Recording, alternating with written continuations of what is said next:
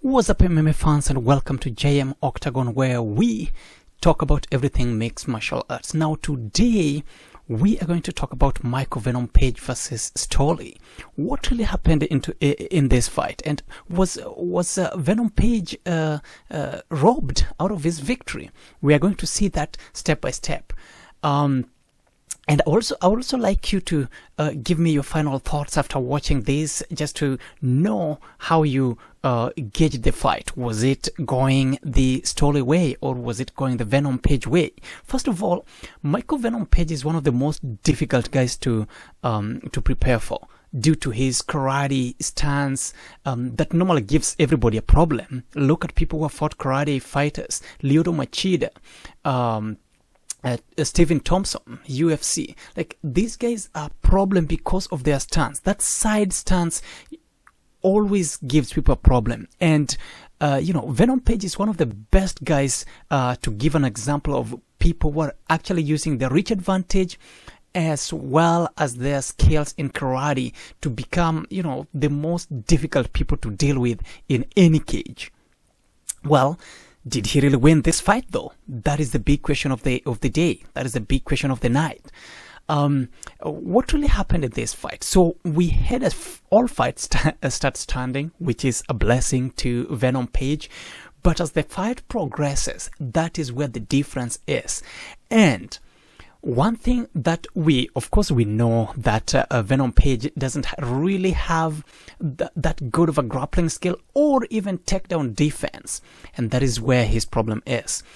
Another thing that I can also say he suffered, or he really needs to improve on, is the position awareness when grappling. He's good. He knows his position when he's standing. He knows when to come in. He knows when to exit. He knows when to move right and left.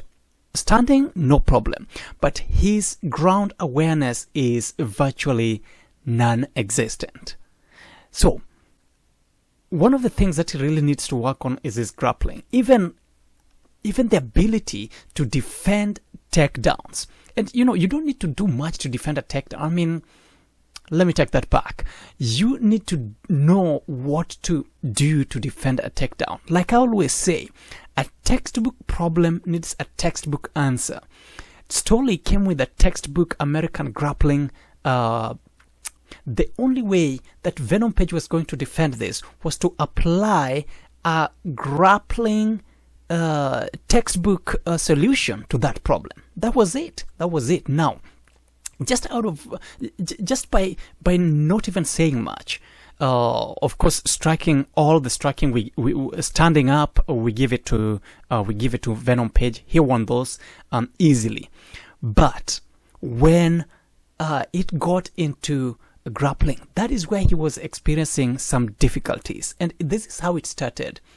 He would lunge in with full force, with entire momentum, and this repeated in all the rounds. What Storley would do is to drop down, do a quick 360 spin, and grab his legs, and grab a Venom Page's leg. Whether it was a single leg or it was a double, that same pattern repeated over and over in all the rounds. Immediately, Venom Page lunges in with a huge strike. Storley would drop down, do a quick 360 spin, and grab one leg or go for a double and pin him to the cage. And that was where the problem was. And after that, Venom Page was frozen. He didn't know what to do. Some of the basic things that he can implement is to threaten with something. He just needs to threaten with something. It can be a kimura. Just hold the hands like you are going to break it. Just threaten with something. Venom Page didn't know to do any of those. Or you can also threaten with a standing guillotine. You just wrap your arms around the neck, even if you know you're not going to do it. But Venom Page was so scared of doing anything. Instead, he just wanted to use his power, to use his strength to stay standing. And then, hopefully, Storley would give up. This is an American wrestler who has been practicing over and over, and they grilled this practice more than enough. So he knows that any single moment that Venom Page comes, with those full force strikes that he normally does on everybody, well, drop your weight down. That way you don't get to absorb all his all the force that is carried in his strength, in his strikes. Drop down, do a quick spin, grab a leg. Even if it is just a toe, grab it. You are going to use that to take him on the ground, because his ground defense takedown defense is virtually non-existent, like I said.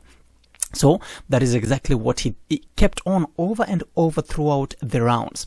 Well, on the grounds, nothing crazy really happened. I think Storley had more opportunities to use. He had opportunities to go on the back, climb, use his jiu-jitsu and grab a neck, go for a choke or something. None of that happened. All he wanted to do was to see Michael Venom Page carry his weight throughout the fight, make him tired, and that was it. We really didn't see anything fancy on the ground. Now, on the ground, though, Michael Venom Page had his opportunities too. How do you escape when you are, when you are grounded? And this was a huge problem. He didn't even threaten from the bottom with crazy strikes. People throw elbows when they're on the ground. Look at somebody like Tony Ferguson fight. He's very active on his back more than he is on his feet, even though he's been proving to be a problem on his feet too. Now, Venom Page needs to know that because his defense, his grappling defense is not that, his wrestling defense is not that good, he needs to practice fighting off of his back. Anderson Silva also practiced this, and Anderson Silva was known as a kickboxer, also with some unorthodox style, just like Venom Page. Look at Adesanya. Adesanya, when he was fighting to win the second belt, when he got thrown on the ground, the first thing he did was to throw a number out of nowhere. He was going for those triangles. He was trying everything he could to get out of those positions. But what did we see out of Venom Page? None of that. No Kimura. No triangles. Nothing. No submission attempts, even no ground strikes. All I saw were those rabbit punches to the rib cage, which any wrestler can take. So I see why people say that it was a robbery because of the strikes when they were standing. But how long did they stand for? Most of the fight was controlled. The fight was controlled and dominated by Storley simply because of his wrestling. And they just need to keep on being active enough to not let the judge stand them, to not let the referee stand them. That is all. That is all that Storley had to do to walk away with this interim belt. That was it, ladies and gentlemen. Now, Venom Page is still the most dangerous guys in the division, in the welterweight division. In Bellator. I have to make that clear. In Bellator. Now, he's been teasing a lot about, coming into UFC or trying other promotions. But let's just look at what he would be facing if he was to come to UFC. Number one, he's number one currently in Bellator, but let's just feed him the top 10. Let's just feed him the top 10 and see how he fares. Of course, number 10 is Neil Magny, who is a good grappler, who is a good striker, and wrestles pretty good. Cardio like nobody else, doesn't get really tired. So Neil Magny is definitely going to be a problem for him. Sean Brady, the same, going to be a problem for him. When it comes to striking, standing, I believe that he has advantage over Neil Magny, and he also has a slight advantage over Sean Brady. Now, he knocks out Jorge Masvidal, who is currently ranked number 8, clean. Stephen Thompson, that would be an interesting one, because this is where both of their styles, are the same. Both karate stance, both, unpredictable striking abilities. They all, almost like like a point fighter. So that would be an interesting fight if he was to fight Stephen Thompson, which we pretty sure would know that would be a snooze fight, because both of them will respect each other so much. And since Stephen Thompson already kind of knows that his wrestling is pretty bad, I see Stephen Thompson attempting to take him down and then just dominate him on the ground. Otherwise, standing, I think their skills kind of cancel each other. Vicente Luque, of course, is going to be a problem for him when things go on the ground. He's got some of the crazy jiu-jitsu and submission skills. So this would be a super easy fight for Vicente Luque. Just take him on the ground, wrap your hands around his neck, and put him to sleep, or we'll see him tapping. Belal Muhammad, of course, is another problem for him. Both grappling and striking. Power of Belal Muhammad is there, but when it comes to pure standing, I still think that Venom Page would have some slight advantage over Belal Muhammad. However, if Belal Muhammad lands clean, Venom Page is going to sleep. Gilbert Burns, man, cardio like nobody's else, and he can grind. He's got good hands. Reach advantage is where the problem is going to be for Gilbert Burns. And as soon as Gilbert Burns gets close to him, gets a hold of him, of course, that's a wrap. That's a wrap. So that is going to be a problem for him. Then we have Khamzat Chimaev, which we've really not seen a lot of his fights, but we know that his wrestling is out of this world. So Khamzat Chimaev, of course, will just lift him up and throw him on the ground and choke him. easily. Leon Edwards, that would be another interesting one, because that's a striker versus a striker. Leon Edwards' grappling is okay, so that would be a good one. But given the same problem that I said of that karate stance might be a problem, but Leon Edwards has got good hands, and he's not scared of going into deep waters. We saw this throughout all his fights, really. When he fought Nate Diaz, when he landed that clean shot, and Nate Diaz wasn't a problem basically the whole round. I don't want to compare Nate Diaz to MVP, because different people, different fighting styles. Then we go to the baddest of them all, Colby Covington.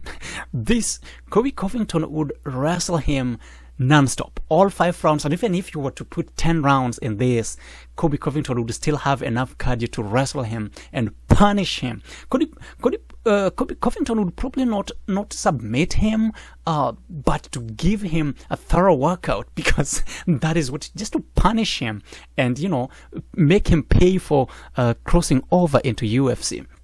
Then we go to Kamaru Usman. Usman can take punches. He's been wobbled before, but he's never been dropped. I haven't seen anybody drop him. He sometimes is a bit reckless with his striking, which I don't think would be the best thing to do against Venom Page. But of course, I still give Usman a better hand when it comes to striking with Venom Page. He's got good jabs. He's got decent kicks. He's got good grappling and cardio that does not end today. So that is a tough one. That is a tough one for him if he chooses to cross over to UFC. But all in all, Venom Page is still dangerous a guy.